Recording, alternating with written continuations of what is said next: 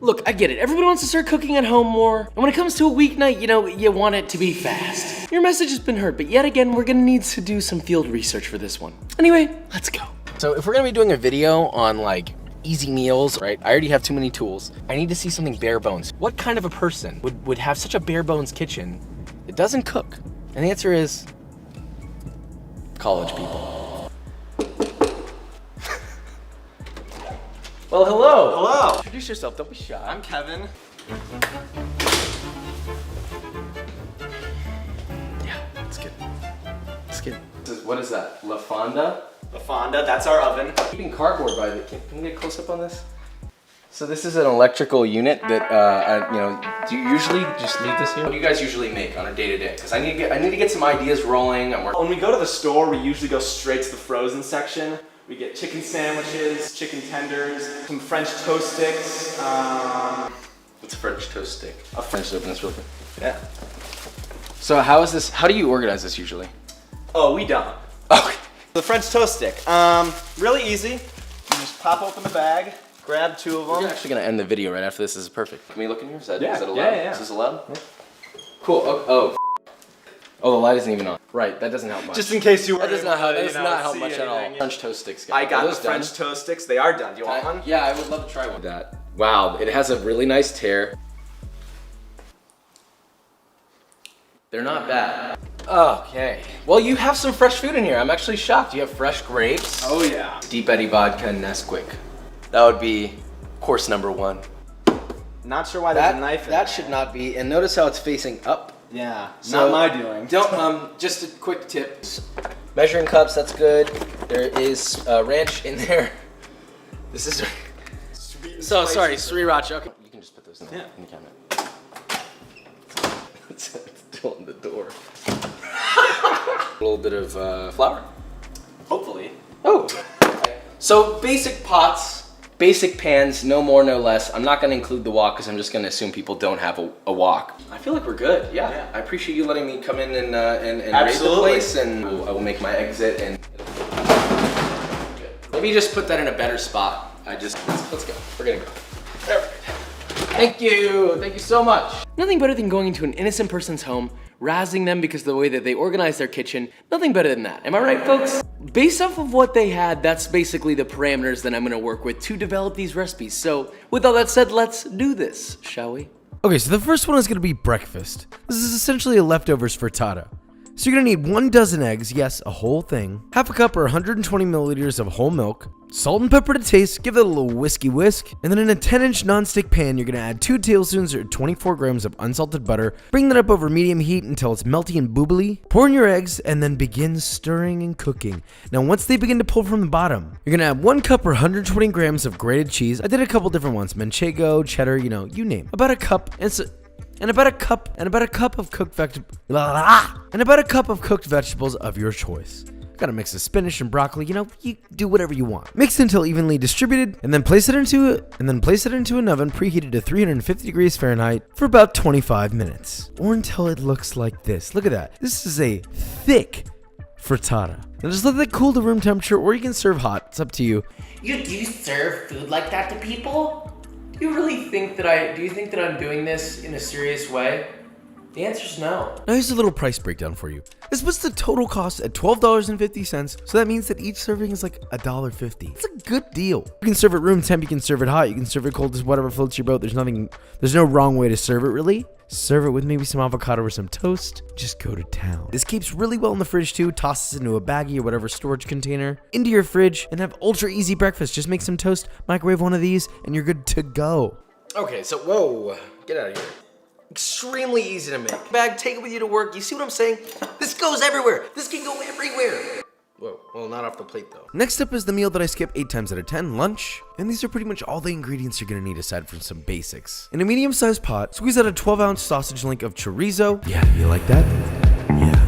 into the pot. Begin cooking that over medium heat until all the pork is cooked and you start to get some browning. Then you're gonna add 3/4 of a teaspoon or 2 grams of red pepper spicy boys and 4 cloves of sliced garlic. Give that a little stir and continue cooking until fragrant. Then add half a cup or 120 milliliters of filtered water. Cook that down a little bit until it starts to look a little bit homogeneous. Then add a 17.6 ounce or 500 gram carton of crushed tomatoes. Season that with a little bit of salt and pepper to taste. Give it a little stir and let that simmer for 10 minutes. Oh, and optionally during that simmering process, you could totally add a sprig of thyme or whatever herb you like. Okay, so once that's simmered, French people are having an aneurysm right now. You're gonna add 3 cups or 75 grams of baby spinach. Just let that sit in there until it wilts, followed by 2 cans of white navy beans. And then you're just gonna let that sit in there until everything's nice and heated through, and that's it. That's the beans, bro. Before the English people lose their mind. This is basically a beans on toast, but not like English beans on toast. It's just literally beans on toast. Just get a good piece of bread that you like. You can use regular toast, a French baguette like this. Just toast it nicely, hit it with a little bit of butter,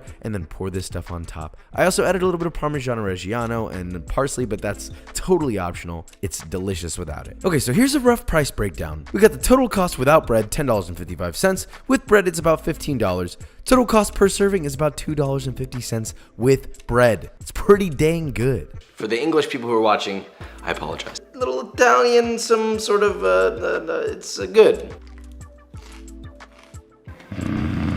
I could charge $14 for this if I wanted to. West the one in this week. I have a whole hell of a lot left. It doesn't have to go on this, it can go on rice. You make it, you package it up and just put it in the fridge.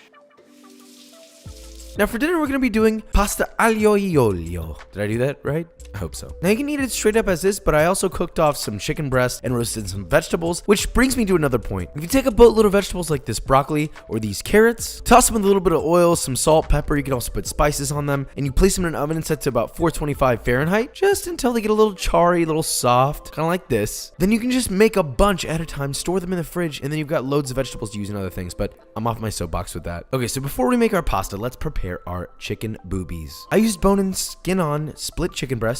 You can do 5, you can do 10. I just did 2 here. Now I did this in a stainless steel pan where I kind of like filled the bottom with herbs and lemon and all that stuff. But you can also just do it plain on a baking sheet if you have a bunch of them. There's no problem with that. Just drizzle them with a little bit of olive oil, rub them down, season them heavily with salt and pepper, and then place them in an oven set to 425 degrees Fahrenheit or 220 degrees Celsius for about 25 to 35 minutes, or until the skin is nice and crispy golden brown and the interior registers the appropriate temperature for chicken, which is 165 degrees Fahrenheit. I usually pull them about 5 degrees early. To make the pasta, bring a medium-sized pot filled about 3/4 of the way up with water to a boil, season heavily with salt. Like, I want this bit salty. Once it comes to a boil, you're gonna add 1 pound of spaghetti to it. Cook that until al dente. Make sure to reserve about half a cup of the pasta water. And then, well, drain your pasta. Yeah, we know how to do that. Now, a separate pan, you're gonna add a 1/4 cup plus 2 tablespoons of extra virgin olive oil. Bring it up to heat just until it's hot. Don't get it smoky, just until it's super hot. Then turn the heat off and add 4 cloves of finely chopped garlic, along with half a teaspoon or 1 gram of crushed red pepper flakes.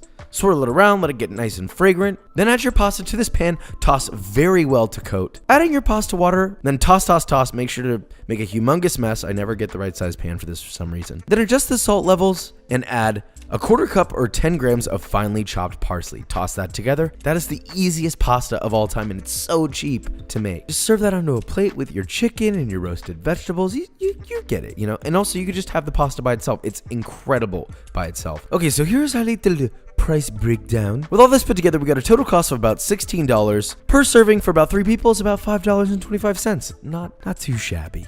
Okay, so it's time for bonus round, which is basically just going to be an instant ramen remake. Since we're on the subject of college students a little bit, start off by cutting some nori into strips, thinly slice some green onions, cut up some protein that you might already have pre-prepped, whatever meat. Doesn't matter. If you're making some sort of a miso instant ramen, then I would really recommend that you cut up some corn. You can leave it raw, you can grill it, you can char it, or honestly, I think it's great raw. And I know a lot of people are gonna be like, ew, gross. It's really common, all right? So once you got all that gathered up, let's make some soft-boiled eggs. However many you want, just bring a small pot of water to a boil, gently submerge your eggs, and let them cook for about 7 minutes. Then immediately cool them down in an ice bath until they're warm, you know, about a couple minutes. And then gently peel them, and look at that. You've got a beautiful soft-boiled egg. Now, for the meat, you know, you can heat it however you want. I had some leftover pork chop that I cut up. I crisped it up in a pan. I added a couple tablespoons of mirin, a couple tablespoons of sake, and a couple tablespoons of dark soy sauce, and let that reduce until we got a nice syrup to coat. Now we're ready. You just need to choose a ramen that you want. Now, I've got all these different choices here. I decided to go with this Nissin miso ramen. It looked pretty good. So yeah,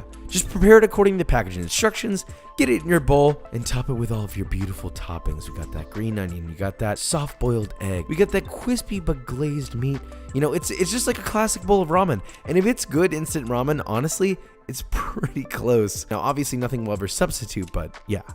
Gotta say, this ramen really looks like, well, ramen. Let us embark. I haven't had instant ramen in like 6 or 7 years, so it's really good. It was just a spicy meatball. I mean, the sodium sweats. It's actually got some like sustenance to it. You know, it's not just like noodles and salty broth that isn't really even broth. But do you want to know what isn't noodles and salty broth? Beer.